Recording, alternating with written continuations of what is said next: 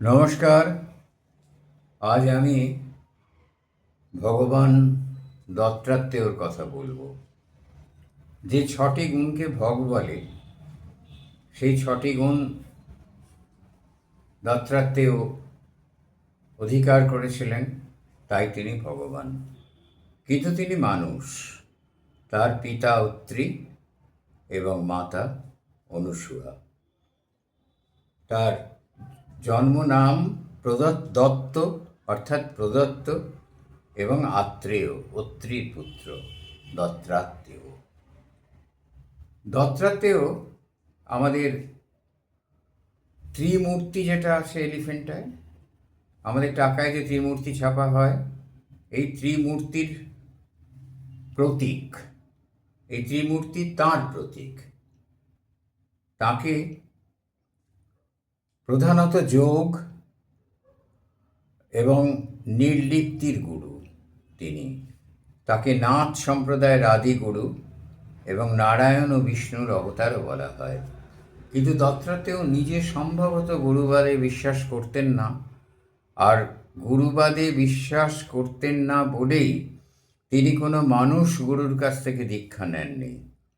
যদিও এটাকে তার সেই ধীশক্তি এবং পৃথিবীর সব কিছু দেখে প্রাকৃতিক জিনিসগুলি থেকে তার শিক্ষা নিয়ে মহাপুরুষে পরিণত হওয়াকে একটা ধর্মীয় ব্যাখ্যা তো দিতে হবে, তাই এনাকে ব্রহ্মা বিষ্ণু মহেশ্বরের মিলিত অবতার বলা হয়।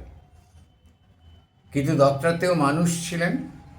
তিনি অসম্ভব ধীশক্তি সম্পন্ন একজন পুরুষ এবং গভীর পর্যবেক্ষণ ক্ষমতা সম্পন্ন। দত্তাত্রেয় নাথ সম্প্রদায়ের গুরু। তাদের 24 জন অবতার আছে।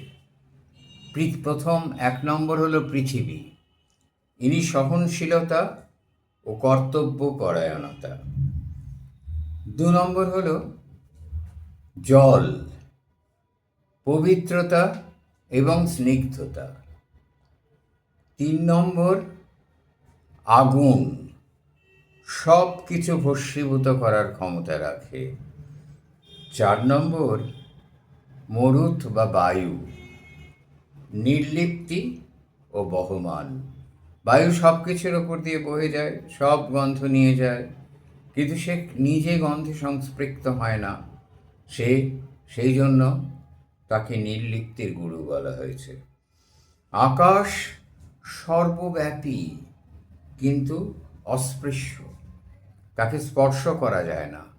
তিনি সমস্ত কিছু বেপে আছেন, সবের ওপরে আছেন, কিন্তু তিনি অস্পৃশ্য, তাকে ছোঁয়া যায় না। এখানে অস্পৃশ্য খারাপ অর্থে ব্যবহার হয়নি, ভালো অর্থে। তিনি সবার ঊর্ধ্বে। তন্ত্রে ওই জন্য বলা হয়েছে আকাশং লিঙ্গ মিত্যাহ পৃথিবীদস্য পীঠিকা। আকাশকে পিতা কল্পনা করা হয়েছে। এই পর্যন্ত এই 5 জন গুরু ক্ষিতীয় তেজ মরুদ বোম, এই পঞ্চভূত। এরপরে চন্দ্র। চন্দ্র আত্মার জন্ম, মৃত্যুহীনতা বা ক্ষয় বৃদ্ধি, অপরিবর্তনীয়তা। চন্দ্র ক্ষয় হচ্ছেন, আবার বড় হচ্ছেন, আবার ছোট হচ্ছেন, সেই ক্রমান্বয়ে আত্মার জন্ম এবং মৃত্যুহীনতা। আত্মা যে বারবার জন্মায় এবং বাসাংসি বহু জিন্নানি যথা বিহায়, কিন্তু তার মৃত্যু হয় না। এরপরে সূর্য, সত্যপ্রকাশ ও সর্বব্যাপী আলো। সূর্যের আলো যায় না এমন জায়গা নেই, তিনি সর্বত্র আলো দেন। যদি কেউ নিতে না পারে আলাদা কথা, কিন্তু তার আলো দেওয়ায় কোনো কার্পণ্য নেই।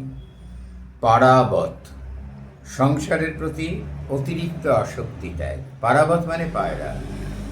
এরা বাসা বেঁধে, বাড়ি বেঁধে থাকে না, যে কোনো জায়গায় ডিমটা পেরে দিয়ে ওদের কাজ সারে। তো এরা সংসারের প্রতি আসক্তি ত্যাগ। অজগর, যা থেকে অজাগর বৃত্তি কথাটা এসছে, যা পাওয়া যায় তাতেই সন্তুষ্টি। নিশ্চিন্ত হয়ে বসে থাকে, মুখের কাছে যা আসে তাকে গ্রাস করে। সাগর, সীমাহীনতা ও সংযম। সাগরকে পাড় দিয়ে কেউ বাঁধিয়ে রাখে না, কিন্তু সাগর সেই সংযম এই পার অতিক্রম করে ভাসিয়ে দেয় না সবাইকে। সীমাহীন অনন্ত সাগর। প্রজাপতি বা মথ রূপের প্রতি আসক্তি এর ধ্বংসের কারণ। এই শুঁয়োপোকা থেকে গুটি বেঁধে মথ বা প্রজাপতি হয়, রূপের প্রতি আসক্তি একে ধ্বংস করে।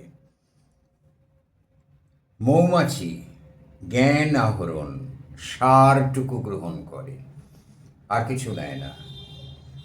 মৌমাছি দিতে আবার পরেও মৌমাছিকেই উড়ু বলা হয়েছে। সঞ্চয় না করা, সবচেয়ে বেশি ক্ষতি সঞ্চয়কারীর হয়। মৌমাছি যদি অত মধু সঞ্চয় না করতো, ওদের পুড়ে মরতে হতো না।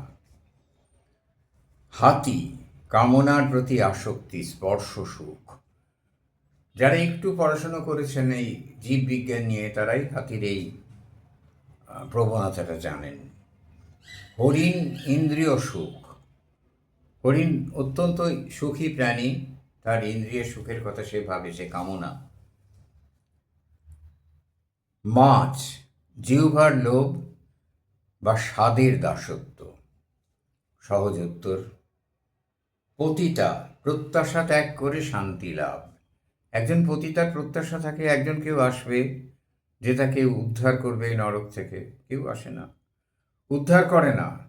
তখন সে সর্বস্ব আশা ত্যাগ করে পতিতাবৃত্তি মনে প্রাণে মেনে নেয়, তখনই তার শান্তি।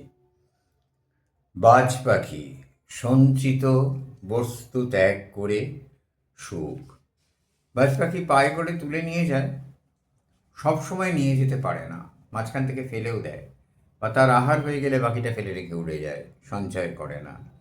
শিশু উদ্বেগহীন পরমানন্দ। শিশুর কোনো উদ্বেগ নেই, মায়ের আঁচল ধরে আছে, তার ভয় কি? সেই জন্য উদ্বেগহীন পরমানন্দ। কুমারী মেয়ে একাকিত্বের সুখ, অহংকার ত্যাগ। অহংকার ত্যাগ, একাকিত্বের সুখ।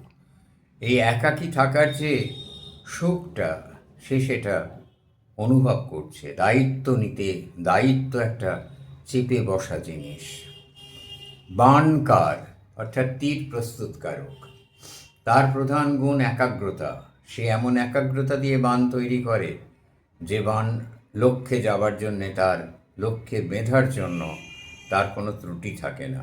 সর্প সাপ নির্জন বাস, নির্দিষ্ট বাসা না থাকা। সাপ নির্জনে থাকতে পছন্দ করে এবং কোনো জায়গায় বাসা বাঁধে না, বৈরাগী স্বভাবের, নির্দিষ্ট বাসা বাঁধে না। মাকড়সা সৃষ্টির পর আবার তা গুটিয়ে নেয়া। জাল উর্ণ না হোক, সেই জন্য তার নাম।